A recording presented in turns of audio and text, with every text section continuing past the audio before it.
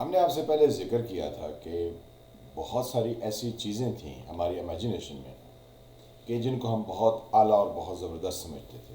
اس میں سب سے پہلی چیز اردو سپیکنگ لوگوں کے بارے میں تھا کہ یہ بہت پڑھے لکھے اور بہت زبردست قسم کے لوگ ہوتے ہیں. لیکن وہ ہمارا تصور دھڑام سے گر گیا جب ہم نے الطاف حسین کے سامنے ان تمام کراچی والے اور حیدرآباد کے لوگوں کو بیٹھے ہوئے دیکھا اور الطاف حسین کو واحیات گفتگو کرتے ہوئے سنا، کیونکہ وہ اس کو ٹیلی ویژن پر اور اس کی یوٹیوبس اویلیبل تھیں. آج سے کچھ سال پہلے کی بات ہے. تو کراچی والوں کے بارے میں ہم جو ہے وہ یہ ہو گئے کہ یہ لوگ کو پڑھے لکھے نہیں ہیں اور نہ ہی ان کے اندر وہ ہے. یہ اتنی واحیات تقاریر خاموشی سے سنتے ہیں، اس لیے ان کے بارے میں ہمارا تصور غلط تھا. پھر پنجاب کے بارے میں ہمارا تصور جو ہے وہ اس وقت گر گیا، کیونکہ پہلے ہم سمجھتے تھے کہ پنجاب میں بہت ایجوکیشن ہے، یہاں کے لوگوں نے اتنی ترقی کی کہ یہ بہت ساری جو کی پوزیشنز تھیں اس پر یہ پہنچ گئے. لیکن جب انہوں نے 3 دفعہ نواز شریف کو الیکٹ کر لیا تو ہم نے یہ سوچ لیا کہ پنجاب میں بھی لوگوں کی ایجوکیشن کچھ نہیں ہے، کیونکہ جو بندہ ان کو سچ نہ بتائے، جس کے پاس اس کے آمدن کے ذرائع نہ ہوں، اور جو یہ کہتا ہوا پایا جائے کہ میرے آمدن کے ذرائع اور میرے ڈکلیئرڈ انکم میں اگر تضاد ہے تو اس کو کسی سے، یعنی یہ حکومت یا ایف بی آر، یہ کون ہوتے ہیں میرے سے سوال کرنے والے. تو ادھر سے پتہ ہمارا پنجاب کے بارے میں بھی تصور دھڑام سے گر گیا. پھر ہم نے ایک اور محبت پال لی، اور وہ محبت تھی تحریک انصاف کی مقبولیت کی. ہم ان کو ووٹ دینے والے نہیں تھے. گو میں نے اپنی بھانجی کے کہنے پر، کیونکہ وہ ایک ڈاکٹر ہے، تو اس نے کہا نہیں نہیں تبدیلی کے لیے جو ہے نا وہ آپ میرے ساتھ ووٹ دیں گے. میں نے کہا تب سیدھے ٹھس کر سی، یعنی دیں گے ووٹ تو ٹھس کرے گی، تو وہ ٹھس کر چکی، ووٹ دے دی. لیکن ہم اس کو پی ٹی آئی کو نہیں دینے والے ووٹ. اینی ویز ایک دفعہ دیا. تو پی ٹی آئی کی محبت میں ہم نے کہا کہ یہ مڈل کلاس کے لوگ اس کے ساتھ ہو گئے ہیں، پڑھے لکھے لوگ اس کے بارے میں بات کرتے ہیں، تو شاید جو ہے نا یہ ایک کوئی اچھا چینج آئے گا. تو چلیں پی ٹی آئی کے لیے جو ہے وہ توقع رکھتے ہیں. ہم تھوڑا سا جو ہے نا وہ آپٹیمسٹک ہو کے سوچتے ہیں، حالانکہ دل نہیں چاہ رہا تھا کہ آپٹیمسٹک ہو، لیکن ہم آپٹیمسٹک ہو گئے. ہم نے کہا چلیں، پہلے ہمارے 2 بڑے اچھے تصورات تھے کراچی اور پنجاب کے بارے میں، تو وہ گر گئے. تو چلیں کوئی بات نہیں، اب ہم ایک اور محبت پالتے ہیں. وہ محبت ہماری جو ہے وہ زیادہ دیر نہیں چلی. یعنی کراچی والی جو اردو سپیکنگ والی تھی وہ بھی کافی دیر چل گئی، کیونکہ ہم اس وقت چھوٹے تھے، تجربہ نہیں تھا. پنجاب کے بارے میں جو تھی وہ بھی کافی ٹائم چل گئی کہ پنجاب کے لوگ بڑے سمجھدار ہیں، لیکن نواز شریف کو 3 بار الیکٹ کیا. توبہ توبہ توبہ، یعنی ایسے آدمی کو 3 دفعہ الیکٹ کر سکتے ہیں یہ لوگ، یہ کسی صورت وہ نہیں ہو سکتے ہیں جو عقل اور عقل سلیم رکھتے ہیں. پھر پی ٹی آئی کی آ گئی. تو پی ٹی آئی کے بارے میں تھا کہ چلیں کوئی بات نہیں، اسٹیبلشمنٹ نے ان کی مدد کی، عمران خان وزیر اعظم بن گئے ہیں، یہ بندہ بہت ٹھیک ہے، یہ بہت کچھ کرے گا.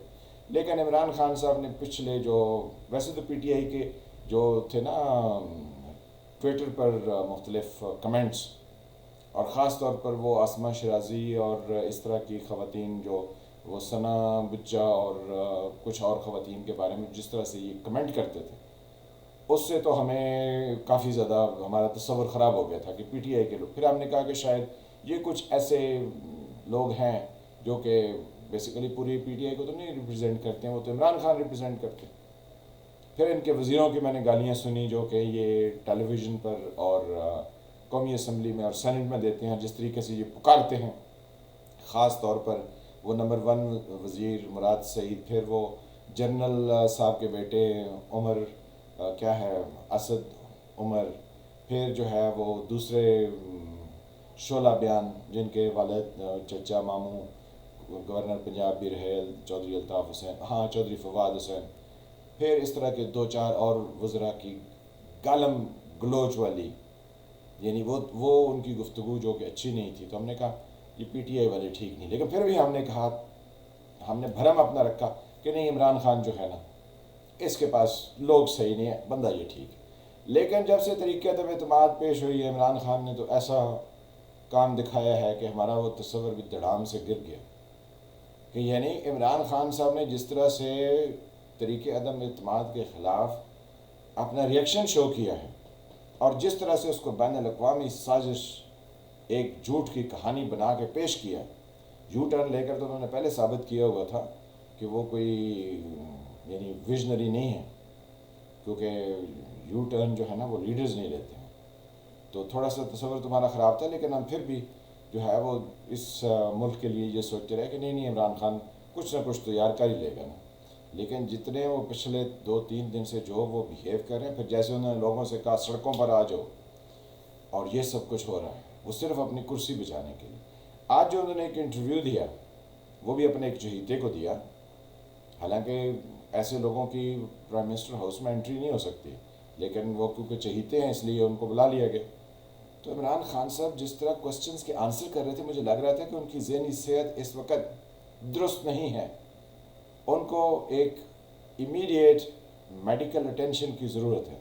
ان کو کچھ نہ کچھ ریسٹ کرنا چاہیے، اور ان کو کچھ نہ کچھ میڈیسن دینی چاہیے تاکہ وہ کچھ ٹائم جو ہے وہ اپنے مائنڈ کو ریسٹ دیں. ان کے لیے یہ ایک بہت خطرناک صورتحال ہے. وہ کہہ تو بلاول کے بارے میں رہے تھے کہ ہاں پھر ایسا ہوگا تو پھر میں رو پڑوں گا. تو مجھے لگتا یہ ہے کہ صبح جو وزیر اعظم صاحب سرپرائز دیں گے کہ جب یہ نو کانفیڈنس ان کے خلاف کامیاب ہو جائے گی تو وہ رو پڑیں گے، کیونکہ قانونی آئینی ان کے پاس کوئی جگہ. انہوں نے سارے ویسے حربے استعمال کیے ہیں. سپریم کورٹ وہ گئے، فوج کی انہوں نے جو ہے نا وہ منت سماجت کی کہ جی آ کے انٹروین کریں. ابھی بھی ایک اپلیکیشن جو ہے نا وہ سپریم کورٹ میں پڑھی ہے، ابھی بھی کوئی نہ کوئی پینترے بدلنے کے چکر میں ہے.